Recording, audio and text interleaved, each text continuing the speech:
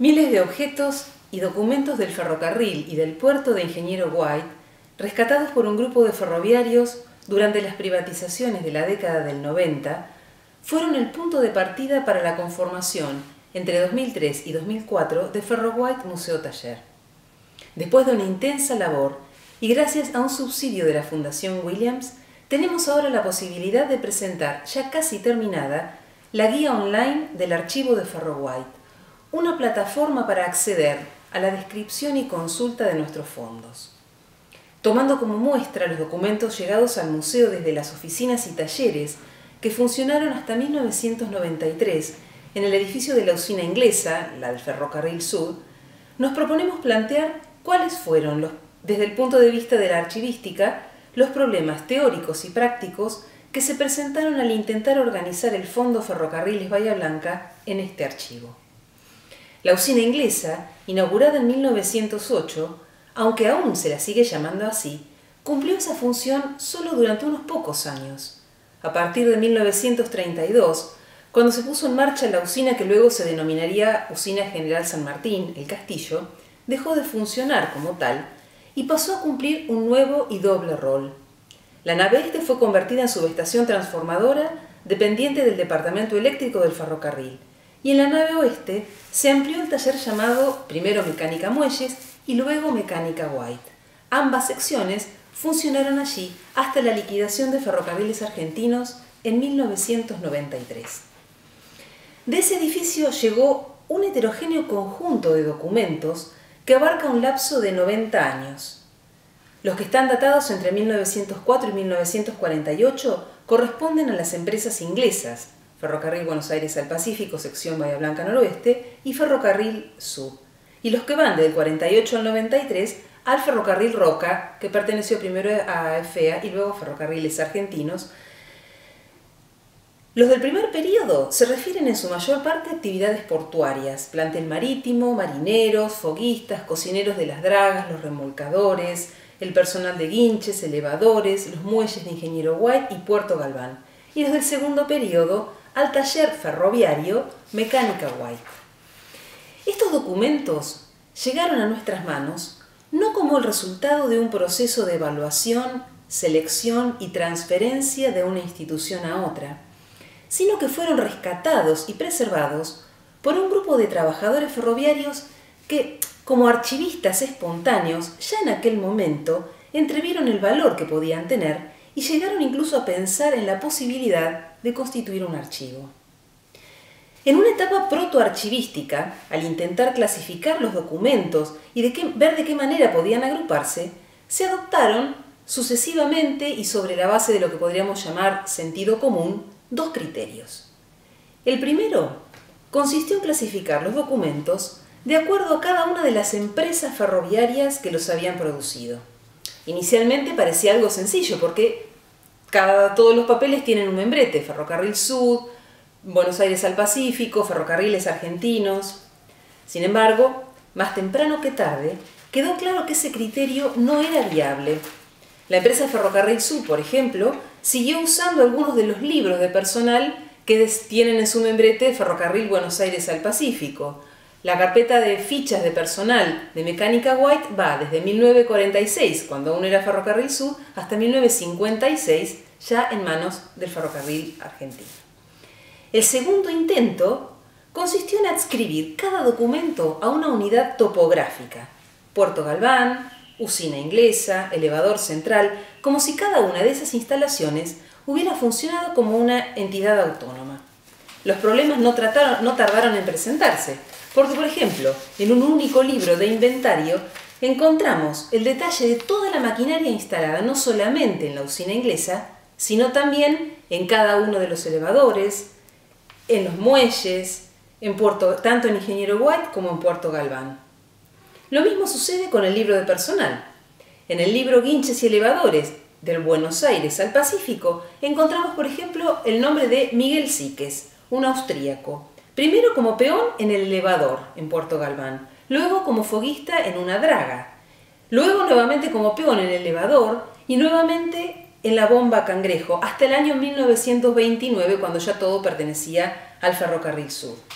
o sea que el personal tampoco estaba adscripto a un único lugar, sino que podía pasar de los elevadores a plantel marítimo, de Puerto Galván al puerto de Ingeniero White. El archivo recién logró constituirse como tal cuando el trabajo de identificación se orientó hacia el objetivo de precisar la procedencia del conjunto documental y devolverle, en la medida de lo posible, su ordenamiento original. La investigación histórica, la relectura de entrevistas orales hechas con anterioridad y el contacto con trabajadores ferroviarios, ya sea retirados, jubilados o activos, fueron imprescindibles, ya que la especificidad técnica de algunos documentos solo podía ser entendida recuperando parte del contexto en que fueron producidos.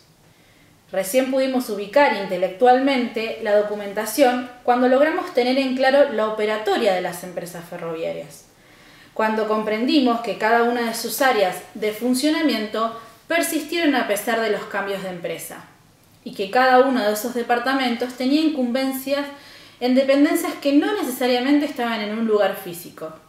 Fue eso lo que nos permitió establecer el cuadro general de clasificación: tráfico, contaduría, mecánica, vía y obras, tracción y almacenes.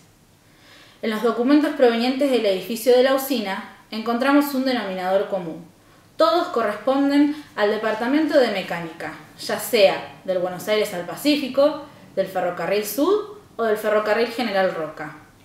Fueron traídos del edificio de la usina porque fue allí donde funcionó la oficina de mecánica White, desde la nacionalización de los ferrocarriles en 1948 hasta su cierre. Tener presente cada una de esas áreas de las empresas ferroviarias en tanto productoras de documento a nivel local y nacional permite comprender el mecanismo en base al cual funcionaba el complejo ferroportuario y cómo se integraban esos talleres dentro de ese organigrama, tanto en relación con otras dependencias locales del departamento de mecánica, como por ejemplo talleres noroestes o talleres SPUR, como con los otros departamentos: tracción, almacenes, vía y obra y tráfico. El carácter orgánico de este fondo permitió además, gracias al cuadro de clasificación que lo estructura, reubicar y comprender la pertinencia de fotografías, papeles personales y entrevistas que continúan llegando hasta el día de hoy hasta nuestro archivo. Y eso es lo que sucedió con los documentos, fotos y publicaciones donados a Ferro White entre 2017 y 2018 por Miguel Ángel Síquez, actual inspector de obras en la empresa Trenes Argentinos, que pertenecieron a su abuelo Miguel Síquez, aquel austríaco que habíamos encontrado en el libro de personal del VAP, y a su padre Ricardo Otto Síquez, ambos, como él, ferroviarios. El abuelo Miguel en mecánica muelles en Ingeniero White y Galván, su padre Ricardo Otto también en mecánica, primero en el taller de la usina y luego en Talleres Bahía Blanca Noroeste, y el propio Miguel Ángel en el departamento Vía y Obras, primero en Ferrocarriles Argentinos, luego en Ferrobaires y actualmente en la empresa Trenes Argentinos SOFCE. Las empresas ferroviarias tuvieron siempre sus propios archivos institucionales, pero en el momento de la privatización se dispersaron. La actividad protoarchivística de quienes recogieron y trajeron al museo la documentación es verdad que tuvo un carácter amateur, aleatorio, pero en medio de aquel desbande general fue algo absolutamente providencial. Esas mismas personas fueron quienes dieron el primer impulso al proyecto de un futuro museo. Aportaron todo ese material que estaba en sus manos. Fueron luego nuestros primeros entrevistados y sirvieron de nexo con otros trabajadores ferroviarios y portuarios. Así, el archivo oral de Ferro White Museo Taller fue la herramienta que permitió y permite mantener el contacto vital con la comunidad de referencia. Trabajar ahora con los métodos y los recursos de la archivística nos ha exigido tratar de resolver varios problemas: identificar los productores de los documentos, reconocer y distinguir series y tipologías documentales y tratar de devolverle al fondo, en la medida de lo posible, su ordenamiento original. Dentro de todos estos procedimientos, la operación de descripción es fundamental, porque nos permite identificar el contexto de producción del conjunto de documentos, vincularlos entre sí, comprender la relevancia de los asuntos, las fechas, los nombres y funciones de quienes firman o son destinatarios de las cartas, y recuperar los procesos a través de los cuales esos documentos se generaban. Esta tarea nos ha permitido establecer criterios para facilitar y orientar la búsqueda y recuperación de la información desde múltiples puntos de acceso.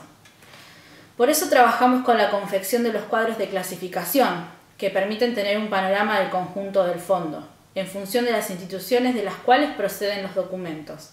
En las guías especiales, definiendo la especificidad de cada oficina y su incumbencia. En las bases de datos, con la descripción de cada unidad documental. Y en los índices temáticos. Todos estos procedimientos empleados ahora están fundamentados en los principios de la archivística y en el uso de las normas internacionales de descripción, las normas ISAD-G e ISAR. Todo este patrimonio que tenemos en Ferro-White no es más que una mínima parte de algo que fue en realidad mucho más grande. Uno de esos archivos estallados, cuya integridad se rompió porque los materiales fueron a parar a manos de particulares, fueron destruidos o se dispersaron. La tarea de recuperar ese conjunto resulta imprescindible y es menester actuar para ello con la precisión con la que un cirujano se aboca a recomponer un cuerpo desgarrado. Por varias razones, que son de índole ética. Para empezar, para no ser víctimas del síndrome de Caperucita Roja, que nos lleva a entronizar piezas aisladas, atractivas por su antigüedad, el prestigio de la firma o el idioma del membrete. Además, porque estamos al mismo tiempo recuperando parte de la memoria institucional de las empresas ferroviarias, un patrimonio documental perteneciente a una empresa estatal y que por tanto nos pertenece a todos. Y finalmente, la difusión del contenido de los fondos documentales a través de la publicación de las guías especiales, índices e inventarios en la web es un potente reaseguro para no caer bajo el influjo del síndrome de Gollum. El síndrome de Gollum es quedar encerrados en la oscuridad secreta de nuestros gabinetes, regodeándonos con nuestro precioso tesoro de papeluchos. Por el contrario, lo primordial para nosotros, acá en Ferro-White, es poner el fondo en su integridad a disposición de todos. Como dijo hace unos días Miguel Ángel Síquez cuando estábamos revisando las guías especiales. Bueno, rescatamos, como se dice, hasta el fondo del barril, hasta el presente.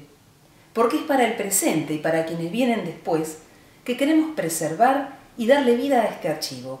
Los documentos no nacen como documentos históricos, llegan a serlo después de un proceso de evaluación, selección y guarda.